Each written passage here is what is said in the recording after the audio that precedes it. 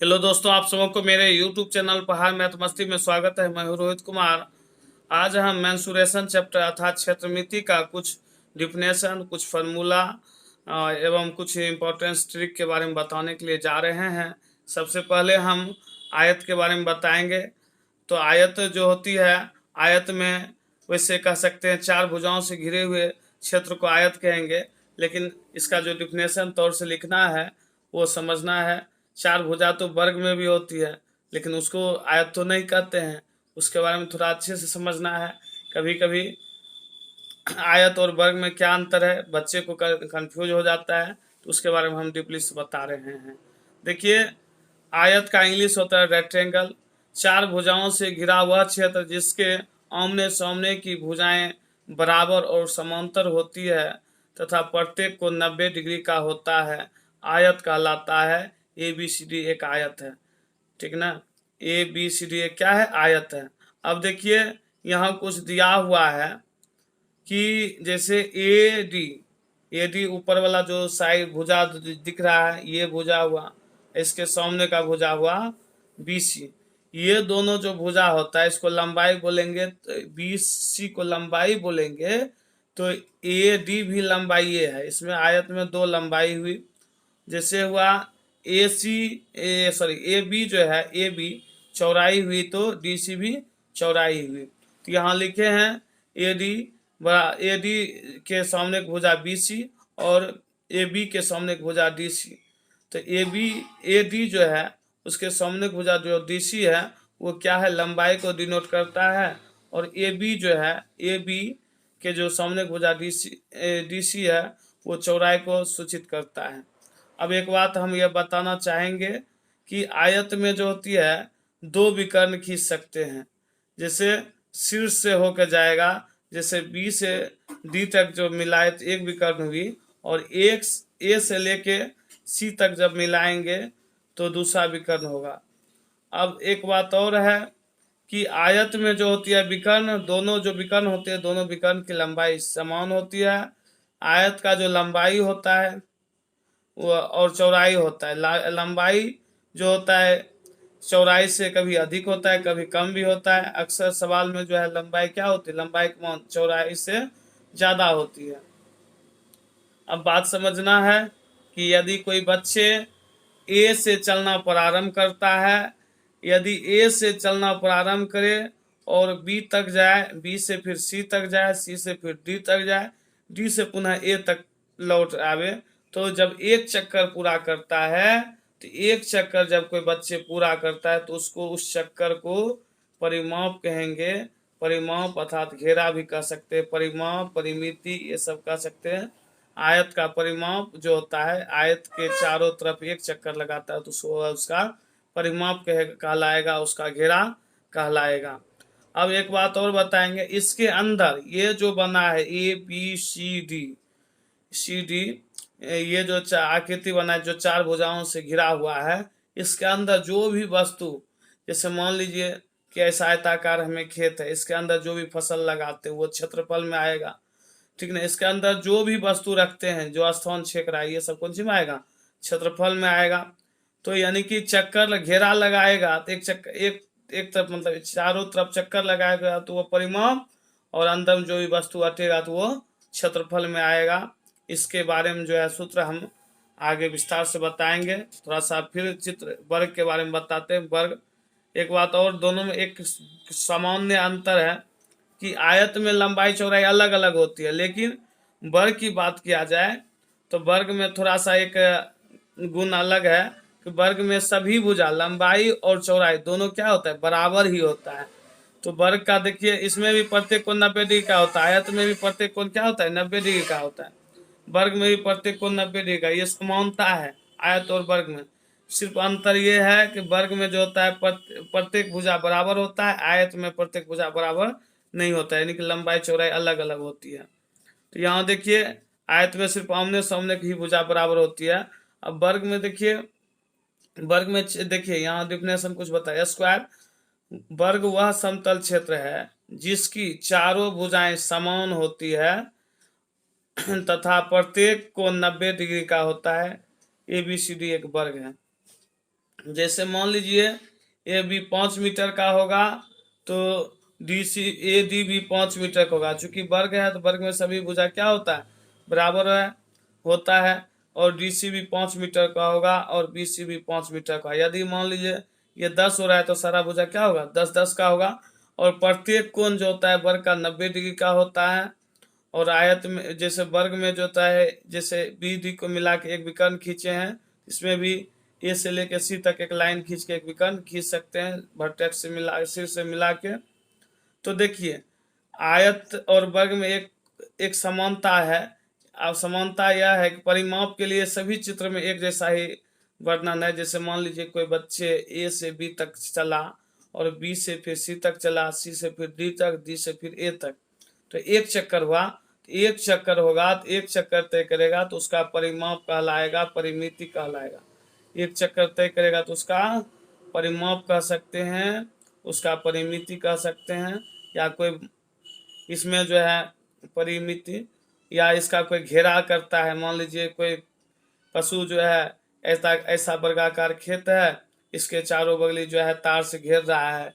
जितनी बार के घेरेगा परिमीटर निकाल के उससे क्या करना होगा, गुना करना होगा, तब पता चलेगा कि उसमें कितना मीटर तार लगा है। जैसे 5 चक्कर 5 बार घेरा तो परिमाप निकाल के 5 से गुना करना होगा। तो परिमाप का मतलब घेरा भी याद रखना है, चक्कर भी याद रखना। और एक बात और बता देते हैं, ए बी सी और डी के बीच में, इसके अंदर, यानी कि इस चारों भुजाओं के अंदर जो भी वस्तु रखा जाएगा, तो जैसे मान लीजिए ऐसा कोई फर्श है, इसके अंदर जो है बहुत सारा जो है कोई मान लेते हैं मकई का बोरा ही रखा हुआ है, तो ये जो भी वस्तु जितना अट रहा है वो क्षेत्रफल में अट रहा है, ठीक ना। तो आगे जो है हम आगे बताते हैं त्रिभुज के बारे में। त्रिभुज ट्रायंगल, 3 भुजाओं से घिरे क्षेत्र को त्रिभुज कहते हैं। एबीसी एक त्रिभुज है। तो त्रिभुज जो है 3 भुजा, किसी तरह से 3 भुजा मिल जाता है, 3 भुजाओं से घेर देंगे तो उसको त्रिभुज कह सकते हैं। लेकिन बंद आकृति, 3 भुजाओं से घिरी हुई बंद आकृति को त्रिभुज कहेंगे। तो त्रिभुज वैसे कई प्रकार के होते हैं। समकोण त्रिभुज होता है, न्यून कोण त्रिभुज होता है, अधिक कोण त्रिभुज होता है कोण के आधार पर। आप भुजा के आधार पर, जैसे भुजा के आधार पर बोल सकते हैं समबाहु त्रिभुज, विषमबाहु त्रिभुज। विषमबाहु त्रिभुज के बाद जैसे भुजा के आधार पर लिखते हैं, भुजा के आधार पर, तो भुजा के आधार पर हो जाएगा समबाहु त्रिभुज। जिस त्रिभुज की सभी भुजाएं क्या होती है, बराबर होती है, समबाहु त्रिभुज। सम माने बराबर, बाहु मिस भुजा, सम मिस बराबर, बाहु मिस भुजा। जिस त्रिभुज की तीनों भुजाएं बराबर होते, एक भुजा के आधार पर लिख सकते हैं सम द्विबाहु त्रिभुज, सम द्विबाहु त्रिभुज।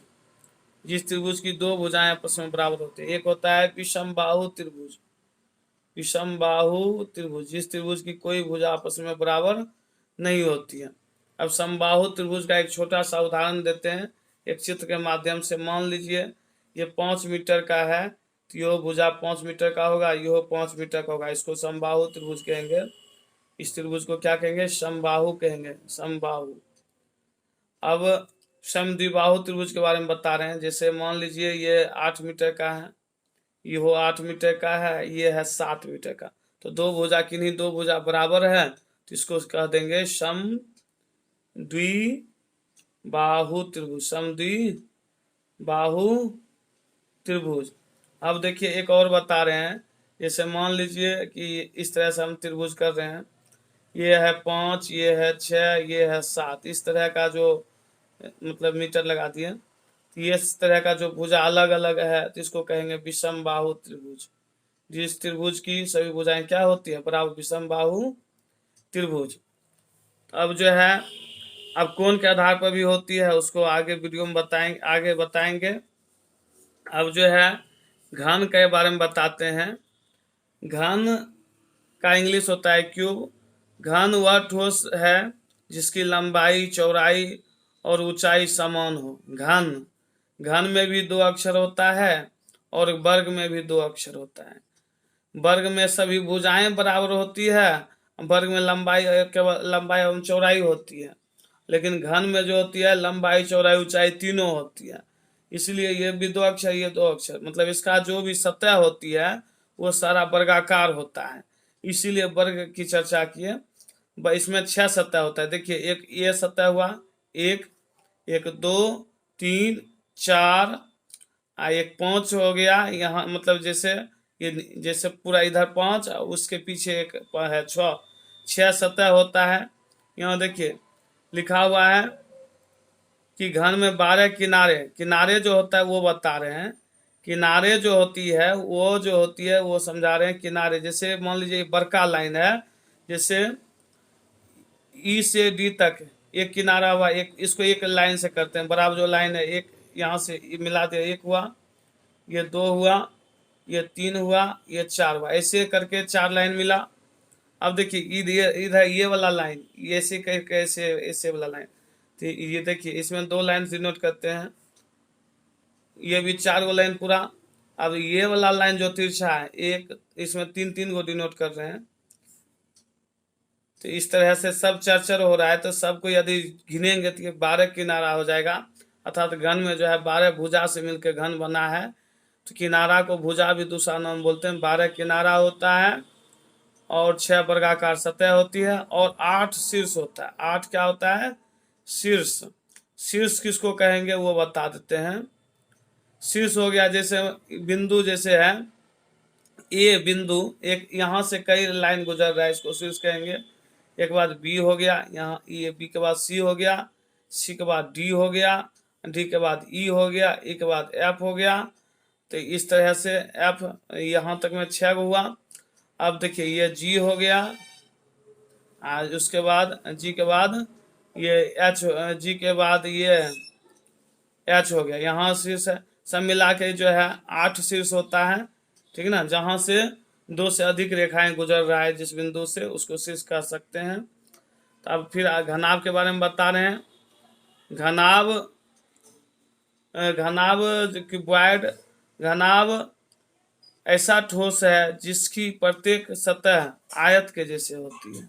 तो घनाभ में भी 3 अक्षर, घोनाकर भो घनाभ, आयत में भी 3 अक्षर होती है। इससे समझ में आया कि इसका सतह कैसा होता है, आयताकार होता है। और इसमें भी 12 किनारा होता है, 6 आयताकार सतह होती है, 8 शीर्ष होता है। शीर्ष कितना होता है? 8 शीर्ष होता है। शीर्ष तो वह बिंदु जहां से कई रेखाएं गुजरती है उसको शीर्ष कहेंगे। तो ये समझ में आ गया होगा। फिर आगे हम बढ़ते हैं, अब कुछ सूत्र के बारे में विवरण करेंगे। आयत का सूत्र बताएंगे। आयत का क्षेत्रफल जो होता है, आयत का क्षेत्रफल बराबर होता है लंबाई गुना चौड़ाई, तो लेंथ इंटू ब्रेथ। जैसे देखिए क्षेत्रफल किसको कहेंगे ये समझ लीजिए। ये जैसे ये मान लेते हैं, या एक आयत है ए बी सी डी, या ये क्या है? आयत है। इसके अंदर जो भी वस्तु अटता है, इंग्लिश में उसको बोलते हैं एरिया, हिंदी में क्या बोलेंगे इसको? क्षेत्रफल। इसी को क्षेत्रफल कहेंगे। आयत की जो लंबाई होती है वो अच्छा होता है क्षेत्रफल बटे चौड़ाई, यानी एरिया इंटू ब्रेथ। इस तरह से दिमाग में रखना है। आयत की जो चौड़ाई होती है वो होता है क्षेत्रफल बटे लंबाई, और आयत का जो विकर्ण होता है वो होता है रूट अंडर लंबाई स्क्वायर प्लस चौड़ाई स्क्वायर, शॉर्ट में बोलते हैं रूट में, root under L square plus B square. L से लंबाई को डिनोट करते हैं, अच्छा बी से ब्रेथ यानी चौड़ाई को डिनोट करते हैं। आयत का जो परिमिति होता है, परिमिति का एक दूसरा नाम बताए थे परिमाप। आयत का परिमाप होता है 2 इंटू लंबाई प्लस चौड़ाई, मतलब यहाँ देखिए 2 इंटू एल प्लस बी लिखे हैं। आयत का जो अर्ध परिमाप होता है लंबाई प्लस चौड़ाई बराबर परिमाप बटे परिमिति बटे 2 होती है आयत का अर्ध परिमाप। ज्यादातर जो है यही 5 सूत्र का प्रयोग करना है। सवाल में जो है हम ज्यादातर जो प्रयोग करेंगे, ज्यादातर हम 2 सूत्र के प्रयोग से जो है सारा सवाल बता देंगे। एक नेसेसरी है, कभी कभी ये सूत्र ज्यादा पूछा जाता है। आयत का विकर्ण क्या होती है? आयत का विकर्ण रूट लंबाई स्क्वायर प्लस चौड़ाई स्क्वायर। और दिमाग में ज्यादा सूत्र ये रखना है कि आयत का क्षेत्रफल लंबाई गुना चौड़ाई होती है। और एक सूत्र होता है आयत का परिमाप, परिमाप जो बताएं 2 इंटू लंबाई प्लस चौड़ाई, ये दिमाग में रखना है जो अधिकांशतः सवाल में प्रयोग होगी। अब जो है वर्ग के बारे में कुछ विश्लेषण बताते हैं सूत्र के बारे में। तो यहाँ जो है स्क्वायर के बारे में, स्क्वायर वर्ग की परिमिति, वर्ग की परिमिति कभी भी दे दे, वर्ग का कभी घेरा दे दे। घेरा परिमिति माने शुरू में ही बताए थे, परिमिति परिमिति का मतलब हुआ क्या, वर्गाकार सतह है, उसके चारों तरफ क्या करता है, एक चक्कर लगाता है। तो एक चक्कर लगा रहा है तो वह वर्ग का परिमिति कहलाएगा। ए बी सी डी मान लेते हैं, ये क्या है, वर्ग 8 मीटर का है। कोई बच्चे जो है इसका एक चक्कर लगाता है, तो एक चक्कर लगाता है तो इसे जोड़ेंगे तो अंक को 8 8 8 करेंगे तो 8 से 32 होगा। अब गुना करके लिख सकते हैं 8 गुना 1 भुजा। चूंकि भुजा इसलिए डिनोट कर दिए कि वर्ग में जो होती है ना, लंबाई चौड़ाई बराबरे होती है, 4 भुजाएं होती है। जैसे मान लीजिए ऊपर वाला को लंबाई बोलेंगे, इसको चौड़ाई बोलेंगे, ये सब इक्वल ही होता है। इसको स्टैंडर्ड यूनिट, स्टैंडर्ड भुजा बोल सकते हैं। तो 4 गुना भुजा, तो ये सूत्र होता है वर्ग का परिमाप। अंदर में जो भी वस्तु अटता है उसको क्या कहेंगे, क्षेत्रफल, एरिया। वर्ग की भुजा बराबर एक सूत्र होता है रूट अंडर क्षेत्रफल, और वर्ग की एक भुजा बराबर होता है परिमिति बटे 4। तो ज्यादातर सवाल में जो है सूत्र ये इसका प्रयोग करना है, याद रखना है इसका। और उसके बाद जो है वर्ग का जो है विकर्ण बरा, ये सारा कुछ बता देते हैं, जरूरी सभी सूत्र का है, वैसे सवाल बनाते बनाते समझ जाइएगा। देखिए वर्ग का जो भुजा बराबर होता है रूट अंडर क्षेत्रफल, और वर्ग की भुजा बराबर, दोनों में डिफरेंट ये है, जब क्षेत्रफल दिया रहेगा तो भुजा पूछेगा तब ये सूत्र का प्रयोग करना है। जब क्षेत्रफल दिया रहे और भुजा के बारे में पूछे तो रूट अंडर क्षेत्रफल। जब वर्ग की भुजा निकालना है, लेकिन जब परिमाप दिया रहे तब भुजा के बारे में पूछे तो ये सूत्र। दोनों मानते हैं क्या है, जब क्षेत्रफल रहे तो भुजा के बारे में ये सूत्र लगाना है, परिमाप रहे तो भुजा के बारे में ये सूत्र लगाना है। तो वर्ग का विकर्ण डायगोनल ऑफ स्क्वायर जैसे बोलते हैं, तो वर्ग का विकर्ण बराबर होता है तो भुजा गुना √2, या इसको √2 गुना भी भुजा बोल सकते हैं। तो इसको भुजा को ए से डिनोट किया जा रहा है। तो यहाँ देखिए, यहाँ जो है क्वेश्चन नंबर, ये सूत्र नंबर 6 है, वर्ग की भुजा बराबर विकर्ण बटे √2 होगा। विकर्ण बटे क्या होगा, यहाँ थोड़ा सा मिस्टेक है, विकर्ण बटे √2 होगा। वर्ग की भुजा बराबर क्या होगा, विकर्ण बटे √2। एक सूत्र होता है वर्ग का क्षेत्रफल बराबर विकर्ण स्क्वायर बटे 2, या इसको हम ऐसे लिख सकते हैं विकर्ण गुना विकर्ण बटे 2, विकर्ण गुना विकर्ण बटे 2, विकर्ण स्क्वायर लिखिए या विकर्ण गुना विकर्ण, बात सेम ही है। अब कुछ त्रिभुज के बारे में बताते हैं, ये भी नवोदय के लिए इम्पोर्टेंट है, कभी कभी सवाल इससे पूछा जाता है। वर्ग और आयत तो पूरा इम्पोर्टेंट है, ये भी कभी कभी पूछा जाता है, इसलिए ध्यान देना है। त्रिभुज का इंग्लिश होता है ट्रायंगल। त्रिभुज का क्षेत्रफल जो होता है 1/2 आधार गुना ऊंचाई, ठीक ना। आधार 1/2 बी से, यानी बेस, एस से हाइट हो गया। समबाहु त्रिभुज होता है, 2 नंबर में समबाहु त्रिभुज है। समबाहु त्रिभुज का क्षेत्रफल होता है √3/4 इंटू साइड स्क्वायर, अर्थात भुजा स्क्वायर। इसको भुजा को ए से डिनोट करते हैं, इसलिए √3/4 इंटू ए स्क्वायर। दोनों सूत्र एक ही है, उसी को बराबर करके मतलब लिख के समझाया गया है। देखिए समबाहु त्रिभुज की ऊंचाई बराबर होता है √3/2 गुना भुजा। इस जगह गुना भी दे सकते हैं, गुना नहीं है तो गुना छिपा हुआ है, तो √3/2 गुना भुजा, यानी कि ए दे दिया। अब देखिए त्रिभुज का क्षेत्रफल होता है, ये इसका खोज हिरोन साहब किया था।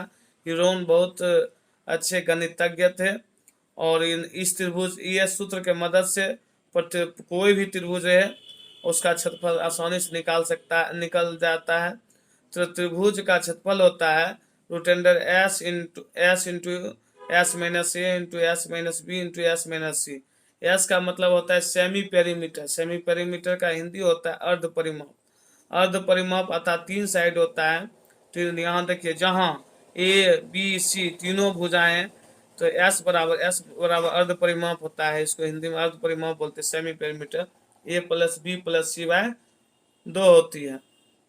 अब देखिए त्रिभुज का परिमिति, कोनो भी त्रिभुज है, किसी तरह का त्रिभुज है, उसका परिमिति पूछा जाए तो त्रिभुज की परिमिति होगा तीनों भुजाओं का योग। जो भी भुजा की लंबाई है, तीनों भुजा के तीनों को जोड़ देना है। समकोण त्रिभुज जो होता है, जिसको राइट एंगल ट्रायंगल बोलते हैं, उसका जो एरिया होता है तो वो होता है 1/2 आधार गुना शीर्ष लंब। समकोण त्रिभुज का जो क्षेत्रफल होता है 1/2 आधार गुना शीर्ष लंब। तो अब जो है इससे आगे हम सूत्र बता रहे हैं। यह क्वेश्चन जो है कमरा संबंधित क्वेश्चन आता है एग्जाम में। जैसे कमरे की फर्श का जो क्षेत्रफल पूछ देते हैं, जैसे यहाँ पहला जो कोई सूत्र है, कमरे की सतह का क्षेत्रफल लंबाई गुना चौड़ाई। सतह के बदला कभी कभी दे देता है कमरे के फर्श का क्षेत्रफल, वही होगा लंबाई गुना चौड़ाई। कमरे के चारों दीवारों का क्षेत्रफल, इसमें देखिए जो आयत का परिमाप होता है उसमें ऊंचाई से गुना कर देते हैं, कमरे के चारों दीवारों का क्षेत्रफल प्राप्त होती है। तो लिखेंगे 2 गुना ऊंचाई लंबाई प्लस चौड़ाई। वैसे आयत का परिमाप होता है 2 इंटू लंबाई प्लस चौड़ाई, उसमें क्या करते हैं ऊंचाई से गुना कर देते हैं, तो क्या होती है कमरे के चारों दीवारों का क्षेत्रफल। देखिए सूत्र नंबर 3, कमरे के छत का क्षेत्रफल। कमरे का जो छत का क्षेत्रफल है वही फर्श का भी क्षेत्रफल होती है। अब है दरी का क्षेत्रफल। कोई भी दरी होता है आयताकार या वर्गाकार, तो दरी का क्षेत्रफल बराबर होगा कमरे के फर्श का क्षेत्रफल। देखिए ईंटों की संख्या या पत्थरों की संख्या या टाइल्सों की संख्या निकालते हैं, तो इसमें एक कंडीशन है। कंडीशन यह है कि जिसका क्षेत्रफल ज्यादा होता है उसको ऊपर लिखते हैं और जिसका क्षेत्रफल कम होता है उसको नीचे लिखते हैं। तो यदि हम फर्श में टाइल लगा रहे हैं तो इसका मतलब फर्श का क्षेत्रफल ज्यादा है, तो फर्श का क्षेत्रफल बटे एक पत्थर या एक ईंट का क्षेत्रफल, या फर्श का जैसे टाइल की संख्या निकालेंगे फर्श का क्षेत्रफल बटे एक टाइल्स का क्षेत्रफल। देखिए आयताकार या वर्गाकार क्षेत्र के चारों ओर बने रास्ते का क्षेत्रफल। देखिए यहां समझिए, एक आयत है, इस आयत के चारों तरफ जो है एक रास्ता बनाया गया है, इस तरह से एक रास्ता बनाया गया है। और यहाँ से जैसे दिखाते हैं, जैसे ये जो है एक रास्ता है, ठीक ना, ये एक रास्ता है, यहाँ मान लीजिए कुछ भी है, इस तरह से रास्ता बना दिया गया है। इसका जो ये जो लंबाई है, ये लंबाई है, इसका जो लंबाई होगा इससे जो है इसके लंबाई से क्या होगी, बाहर का जो लंबाई होगा इस लंबाई से अधिक होगा। तो वो जो है बाहर का जो लंबाई निकालना पड़ता है। जैसे मान लेते हैं कि 10 मीटर का है, कितना का है 10 मीटर का है, 2 मीटर चौड़ा रास्ता है, तो दुगुना करके जोड़ते हैं। चूंकि 10 यहाँ सूत्र होता है यहाँ रास्ते सहित लंबाई, क्षेत्र के का लंबाई, क्षेत्र माने अंदर का जो क्षेत्र है उसकी लंबाई प्लस 2 गुना रास्ते की चौड़ाई। रास्ता चौड़ा ले रहे हैं कितना 2 मीटर, 2 मीटर चौड़ा रास्ता ले रहे हैं, तो यहाँ हो जाएगा लंबाई 10 मीटर। 10 दो गुना 2 करेंगे 10 4 14। जैसे मान लीजिए ये 8 है चौड़ाई, तो 2 मीटर चौड़ा रास्ता ले रहे हैं, तो 2 गुना 2 करेंगे 4, ये हो जाएगा 12 मीटर। तो यहाँ जो है रास्ते का क्षेत्रफल होता है रास्ता सहित क्षेत्रफल माइनस रास्ते, यानी कि बड़का आयत का क्षेत्रफल करेंगे गुना बड़का आयत का क्षेत्रफल माइनस छोटका आयत का क्षेत्रफल। बड़ा आयत का क्षेत्रफल हो जाएगा 14 गुना 12, इस तरह का क्वेश्चन रहेगा। तो छोटा आयत का क्षेत्रफल होगा 10 गुना 8। तो ये तो इसमें तो रास्ता सहित आ जाता है बड़ा आयत में, छोटा आयत में ये होता है, ये दोनों का क्षेत्रफल घटाएंगे तो ये बीच वाला क्षेत्रफल प्राप्त होगी। या एक और समझाते हैं, जैसे मान लीजिए कि एक यहाँ जो है फिर एक चित्र बनाते हैं, उसमें कुछ ये जो है अंदर का जो लंबाई है, अंदर का जो लंबाई मान लेते हैं 15 मीटर है और चौड़ाई 10 मीटर है, चौड़ाई 10 मीटर है, और रास्ता जो है 5 मीटर चौड़ा रास्ता छोड़ा गया, सभी जगह से 5 मीटर छोड़ा गया। तो रास्ता की जो लंबाई होगा तो दुगुना करके जोड़ते हैं, 15 प्लस 5 गुना 2, तो ये हो जाएगा 25 मीटर, और चौड़ाई 10 और प्लस 5 गुना 2, तो ये 10 10 20 मीटर हो जाएगा, ठीक ना। तो इसका जो बड़ा आयत का जो क्षेत्रफल होगा, बड़ा आयत का क्षेत्रफल लंबाई गुना चौड़ाई यानी 25 मीटर गुना 20 मीटर, तो ये हो जाएगा बड़ा आयत का क्षेत्रफल, माइनस हो जाएगा 15 मीटर गुना 10 मीटर। इस तरह से करेंगे तो रास्ते का क्षेत्रफल प्राप्त होगा। रास्ते की लंबाई निकालने के लिए भी पहले की लंबाई में दुगुना चौड़ाई जितना है उससे दुगुना करके जोड़ते हैं, और चौड़ाई भी निकालने के लिए चौड़ाई में दुगुना करके रास्ते की चौड़ाई जोड़ते हैं। अब देखिए रास्ते के भीतर हो तो क्या करते हैं, यदि रास्ता भीतर से हो तो रास्ते का क्षेत्रफल बराबर होता है, सवाल में हम अच्छी तरह से बताएंगे, ठीक ना। अभी सूत्र जो है जिस तरह से लिखा हुआ बता रहे हैं, तो उसमें सवाल जब आएगी क्लियर हो जाएगी, इसको समझना है, ठीक ना। अभी तो कुछ समझ में नहीं आता होगा। तो रास्ते का क्षेत्रफल थोड़ा अटपटा है ये सब। रास्ते का क्षेत्रफल रास्ते का क्षेत्रफल बराबर आयत या वर्ग का क्षेत्रफल माइनस रास्ते छोड़कर आयत का क्षेत्रफल। ये जो है डीपली से बाद में बताएंगे। अब देखिए क्षेत्रफल का जो SI मात्रक होता है वो मीटर स्क्वायर भी होता है, मतलब क्षेत्रफल का मात्रक, या किलोमीटर स्क्वायर, मीटर स्क्वायर या सेंटीमीटर स्क्वायर। परिमिति जो होता है या तो किलोमीटर में होगा या मीटर में होगा या सेंटीमीटर में होगा, ये दिमाग में रखना है, ठीक ना। कभी कभी वैल्यू निकाल लेता है मीटर और मीटर स्क्वायर की वजह से। जैसे मान लीजिए क्षेत्रफल है 10 मीटर स्क्वायर, 10 मीटर स्क्वायर है तो इससे मीटर स्क्वायर है तो इससे पता चलता है वो क्षेत्रफल है। हम 10 मीटर है तो हो सकता है परिमाप हो या लंबाई हो, कुछ भी हो सकता है। इस तरह समझ के बनाना है क्वेश्चन। जैसे अब घन के बारे में इंपॉर्टेंट है, घन के बारे में समझा देते हैं, घन और घनाभ के बारे में। और इससे क्वेश्चन नवोदय समूहतल्ला राष्ट्रीय समग्र छात्रवृत्ति में पूछा जाता है। घन का आयतन होता है भुजा क्यूब। घन का आयतन क्या होता है? भुजा क्यूब। घन की सभी सतह वर्गाकार होता है, घन का आयतन होता है भुजा क्यूब। घन में कोई घन में जितना वस्तु अटेगा, ठीक ना, या जितना स्थान छेकेगा उसी को आयतन कहेंगे। और घन का संपूर्ण पृष्ठीय क्षेत्रफल होता है 6 गुना भुजा स्क्वायर। घन का संपूर्ण पृष्ठीय क्षेत्रफल क्या होता है? 6 गुना भुजा स्क्वायर। चूंकि घन में 6 सतह होता है, 6 होता है वर्गाकार, वर्ग का क्षेत्रफल होता है भुजा स्क्वायर, इसलिए 6 गुना भुजा स्क्वायर हुआ। घन का विकर्ण बराबर होता है √3 गुना भुजा। घन का विकर्ण, ये सूत्र इंपॉर्टेंट है, बहुत सारे बच्चे को से पूछा, मतलब एग्जाम में पूछा जाता है, बहुत सारे बच्चे कंफ्यूज करते हैं। घन का जो विकर्ण होता है √3 गुना भुजा। कीप वाइड, अर्थात घनाभ के बारे में बता रहे हैं। घनाभ का जो आयतन होता है वो होता है लंबाई गुना चौड़ाई गुना ऊंचाई, L गुना B गुना H बोल सकते हैं, length to breadth into height. अब घनाभ का संपूर्ण सतह का क्षेत्रफल होता है 2 इंटू लंबाई गुना चौड़ाई प्लस चौड़ाई गुना ऊंचाई प्लस ऊंचाई गुना लंबाई, ठीक ना। ऐसे होती है, इसको शॉर्ट में से 2 into LB plus BH plus HL लिख सकते हैं। सवाल में बताएंगे अच्छी तरह से।